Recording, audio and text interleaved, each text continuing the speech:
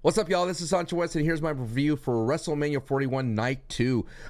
Essentially, this is a lot better than Night 1. I felt like, as a whole, WrestleMania 41 felt like a 1.5 nights. Like, they didn't have enough for 2 nights, and there was a lot of glaring things that we've learned along the way that when it comes to WWE PLE, especially the biggest granddaddy of them all, WrestleMania, the Big Four, you gotta have proper builds, because the matches that don't have proper builds will be an eyesore against ones that do have proper builds. And if you don't have a proper build, you're gonna have to have talent in the ring to carry the match and to perform a banger of a match, especially at Mania, because other wrestlers will show out. Now, let's just focus on Night 2. If you want to see my review, the Night 1, go to the previous episode. And this is your first time here, thank you so much. There won't be any edits here. This is just going to be off the cuff. I'm literally recording this at 11:34 of the night of WrestleMania 41, Night 2. We open up with, by far, one of the best matches of the entire card for both nights.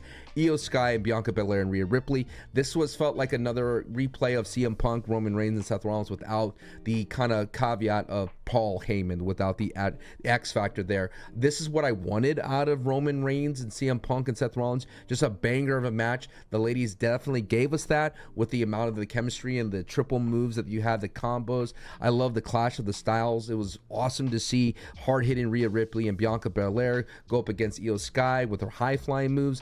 I thought it was beautifully well executed, and I love that they pulled the page from the classic Io Sky NXT Championship play by having Io Sky come out of nowhere and get the win with the over the moonsault. There was nothing wrong with this match at all. The only thing that I could be critical about this was the build itself. We knew that putting these 3 superstars together would develop into a banger of a match.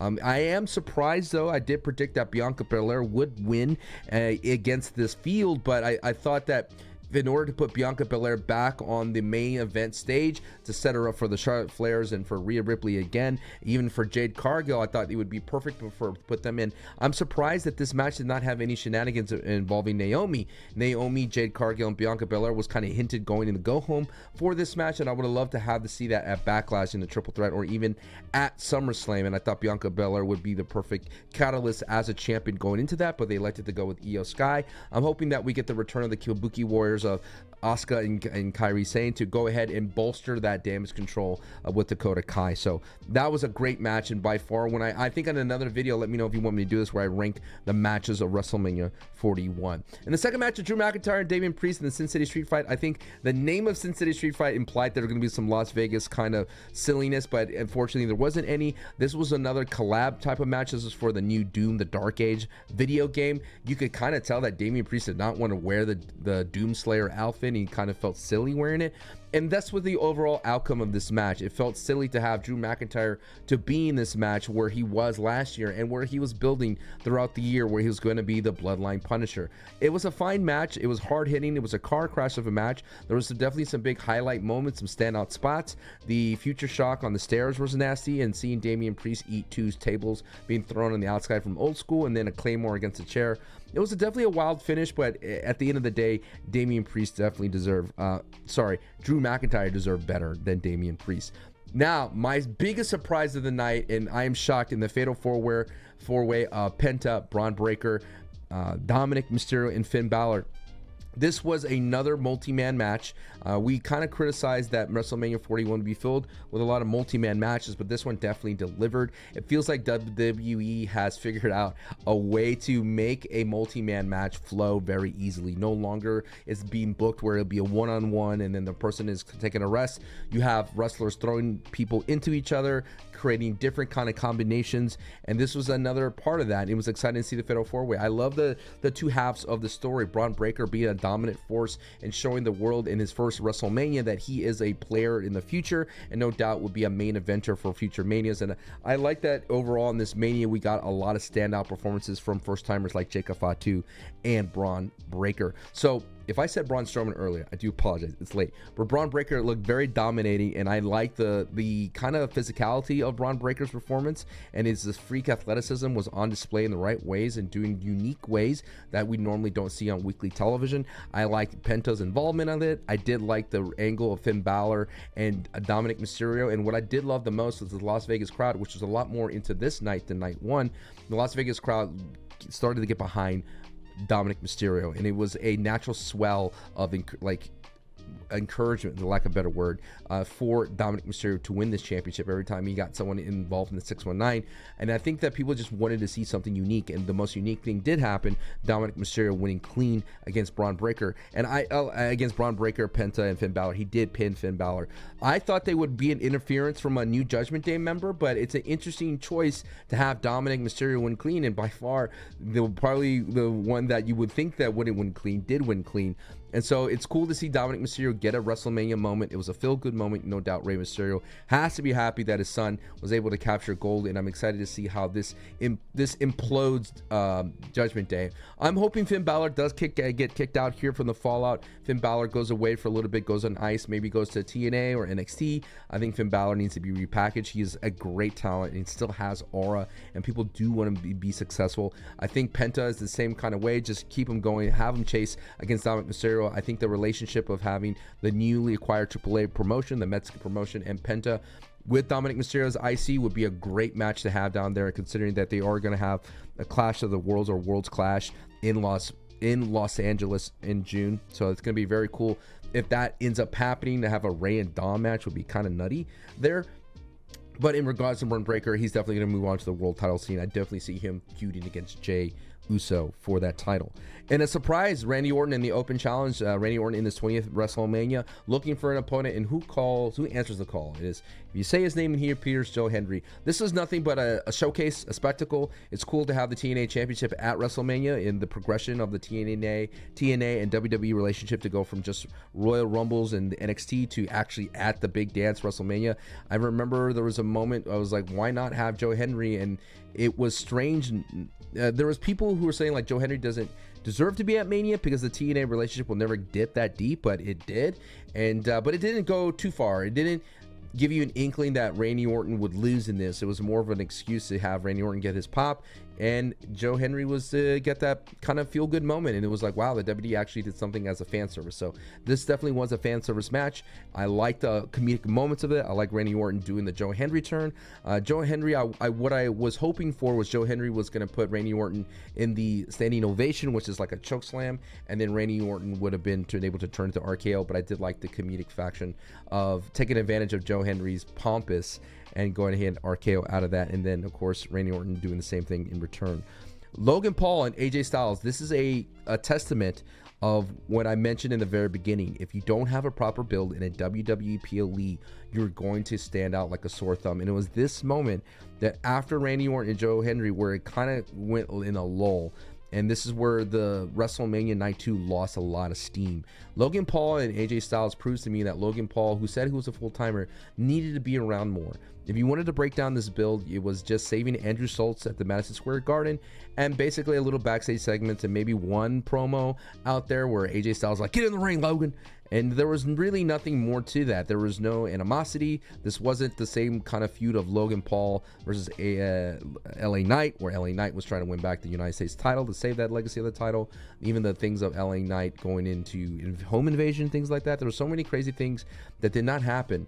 And it felt like there was nothing there. And because of that, the match didn't matter. I think the more we see Logan Paul wrestle, who is a very great athlete and a very phenomenal spot guy. And the thing about it is that if he's in charge of creating heel heat against another wrestler, as someone as great at AJ Styles, it felt like it was just going move to move, and it didn't necessarily feel like AJ Styles was in trouble. Where the match definitely picked up was when Karrion Kross gets involved to stop the brass knuckle spot, and something that Logan Paul heavily leans on.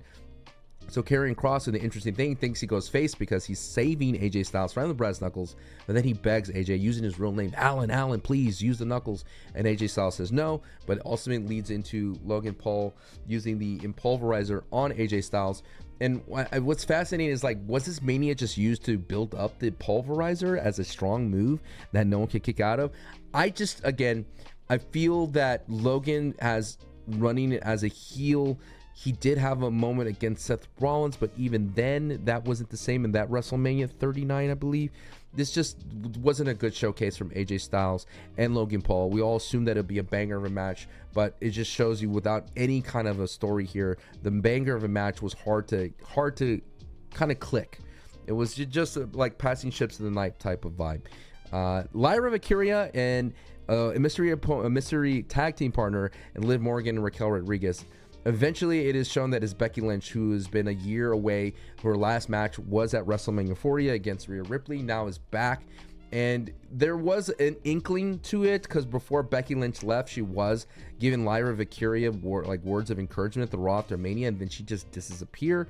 Even maybe it was before that. Point is, Becky Lynch and Lyra Valkyria have that background. Lyra Valkyria is looked up to Becky Lynch, yada yada yada. But this is another one of those things where the WWE not only sacrificed Liv Morgan and Raquel Rodriguez for all the work they were doing in the previous year, the tag team division's in a weird spot, the IC title for the women and Lyra Valkyria is tied up in a weird spot now that she's a tag team champion as well, and more importantly, Bayley, who has been left out to the dust, sacrificed for Becky Lynch's return. The man is a great thing, but literally the way the match unfolded was, Liv hit the Oblivion on Becky Lynch. Lyra did save it, but then quickly Liv gets hit with the manhandle slam, and it's a 1-2-3, and that's a wrap, brother. It literally was an 8-minute and 40-second match that it would have been great to have on the Raw after Mania. It's cool to get Becky Lynch that spot, but it sucks to take it away from Bayley. In your main event, John Cena versus Cody Rhodes in a 21-minute 40 battle for the soul of the WWE and the chance for John Cena to break the record. I'm just going to call this as it is. This match was not good. This match was a dud. I think if you had John Cena versus Cody Rhodes versus The Rock in that tag team match at WrestleMania 39, it was a lot better chemistry-wise between John Cena than John Cena and Cody. There was moments from The Rock and Cody that felt electric. The moment where The Rock was hitting the people's elbow and then Cody hit him with the Cody cutter was crazy. I felt like this match didn't have any of that. Now, this match was old school. This was heel John Cena doing anything that he can do to get the Las Vegas crowd in Mania to boo him. Eye pokes, foot stomps, rest holds, strikes, just old school heel brawler, like deep south type wrestling where I'm not going to do anything fancy. I'm going to keep it simple. I'm going to try to drown you out of this crowd, and I'm going to try to put a lot of pressure on Cody Rhodes. And I think what ended up happening is slowly this match went off the rails. There was a great couple of false finishes with Cody Rhodes kicking out of some crazy things, even eating a turnbuckle twice and still kicking out after an AA. I believe he ate 4 AAs before the ending one, which was wild to me. There was a ref bump. I thought the ref bump wasn't executed out of nowhere. Once he got into that ref bump phase, and I'm hoping for good shenanigans, memorable shenanigans. Remember, this is coming off the back of WrestleMania 40, where you had the most epic shenanigans ever. But the biggest glaring omission to this entire WrestleMania was a lack of the final boss, The Rock.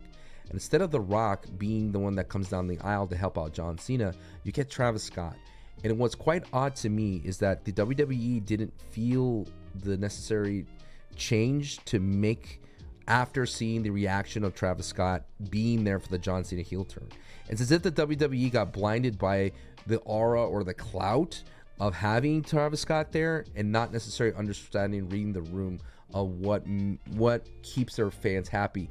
And what's odd to me is that before we have this WrestleMania, Triple H in an interview talked about critics and criticizing the WWE and trying to enjoy it like a movie. Like, just go there and turn your brain off and enjoy the great movie. Like, don't try to be a critic, just feel it. And then when you were a kid, you just felt it. And it's interesting, in the era of the internet, and he basically laid down against the internet. Like, the internet is just the internet, but what matters is the people in the audience. And don't get me wrong, like, the internet and the people in the audience are the same thing, in my opinion.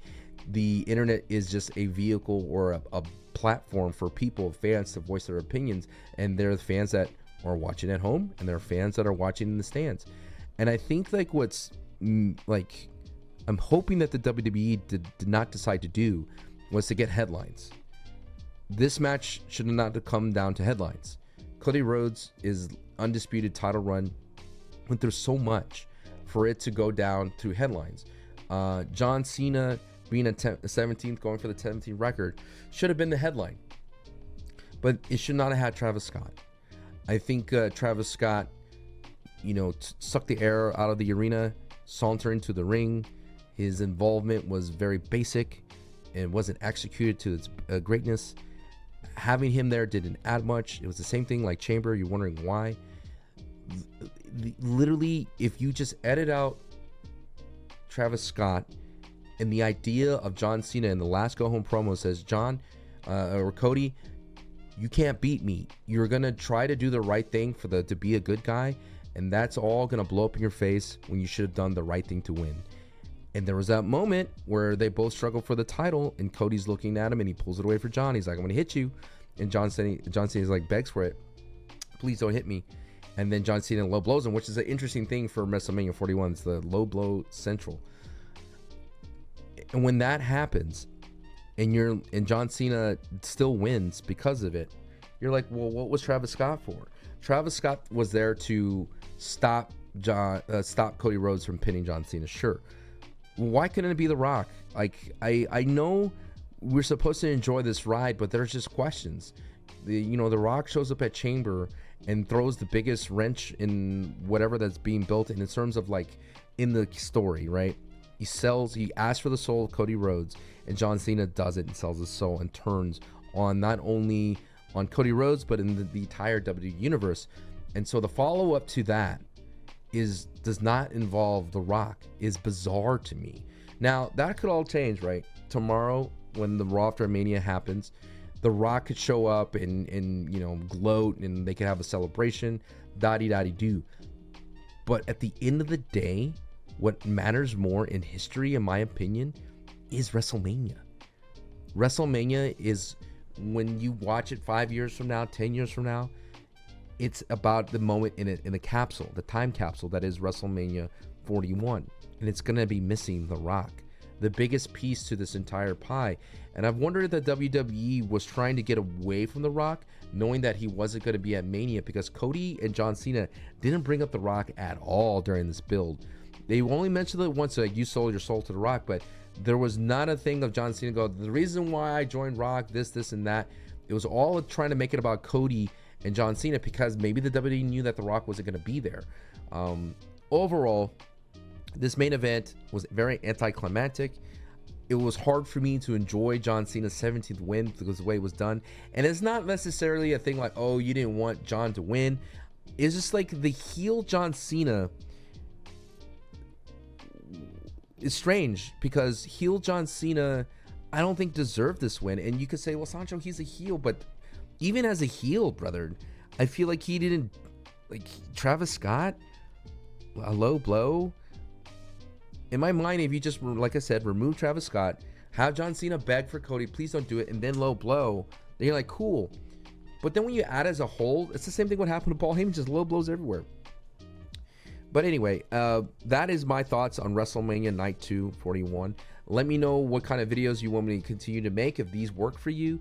I know, they're not flashing, they don't have edits and things like that, but I like the rawness of it, and I will continue to do these if y'all want these, and I want to definitely grow this channel so I could have watch parties here on YouTube. So consider subbing and telling a friend. But thank you so much, and that was WrestleMania 41 Night 2. Peace.